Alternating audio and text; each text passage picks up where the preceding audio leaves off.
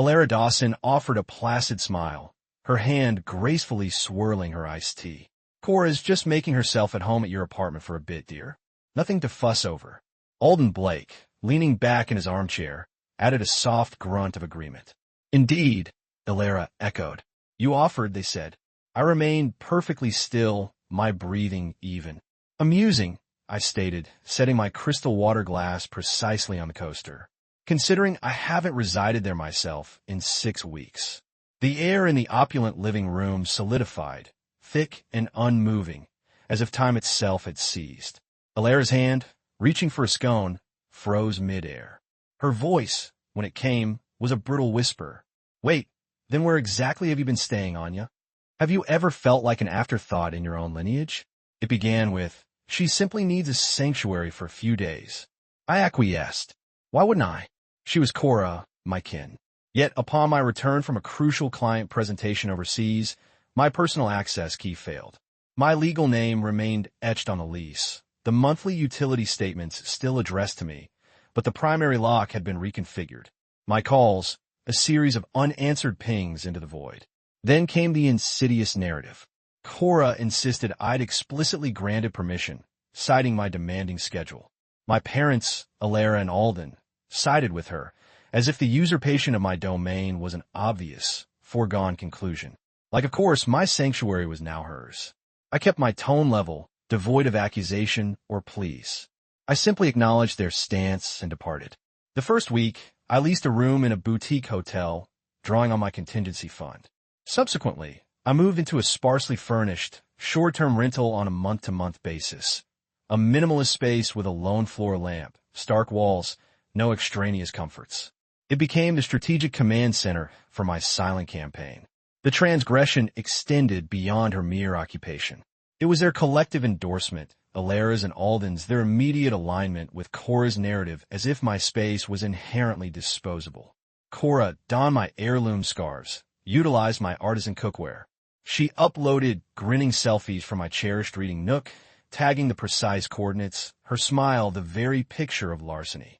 I absorbed every detail. Then I began to probe deeper. My building's property manager still believed me to be the primary occupant. He noted that the rent was being remitted via digital transfers from Cora's digital payment application. Utility bills continued arriving under my name, yet I hadn't consumed a watt electricity or a drop of water there in over a month. So I initiated a flagging protocol on the accounts, requesting detailed usage reports delivered to my inbox weekly. Next, the bank. I enacted a complete freeze on all my cards, canceled any duplicates, and meticulously reported a singular, unauthorized purchase, a high-end smart speaker delivered to my old address. She had foolishly utilized my linked online shopping account. A rookie error. I operated without fanfare, but with surgical precision. Cora believed herself astute. She was not. She altered the password to my premium streaming service. In response, I created a new user profile, naming it Vacancy Forthcoming. She promptly erased it. I instantiated another. Observing. That one persisted. Alara's text arrived late one evening. Cora's genuinely tried her best, Anya. Perhaps he's up on her. My reply was a screenshot. It was Cora, draped in my vintage silk robe, sprawling across my memory foam mattress, a photo from her private social media story.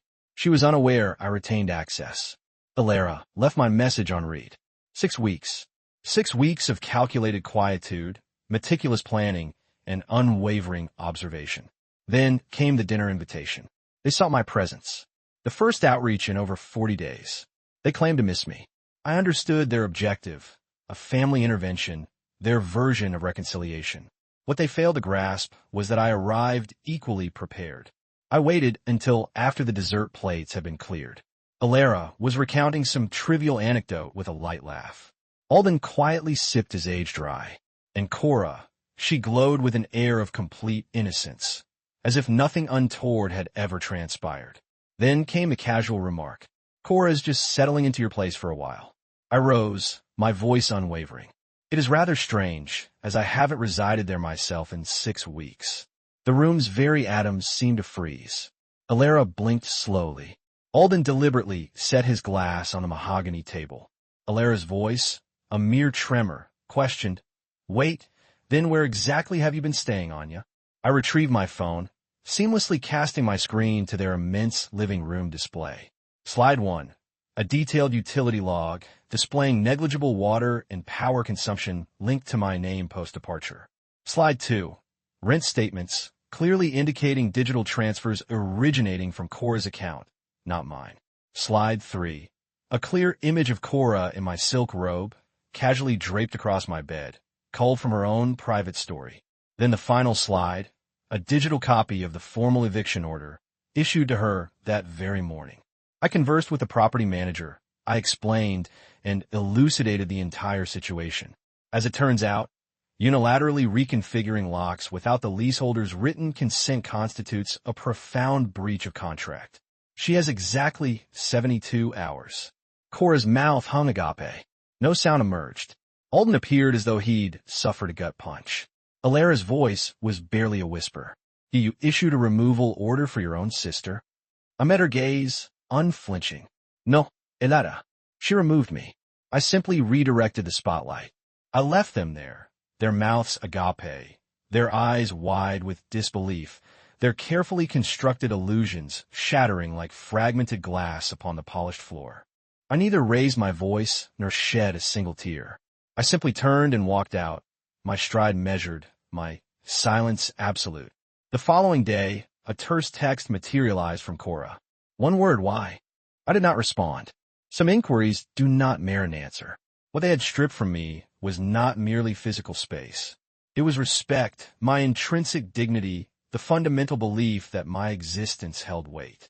They had conferred that weight upon her, wrapped in layers of assumption and overt favoritism. But I did not dismantle their world out of raw fury. I quietly reconstructed my self-worth, then presented them with the indelible blueprints. I require no apology. I already received something far more profound. The dawning comprehension in their eyes, the moment they realized I was never the pliant one. I was merely quiet until I ceased to be,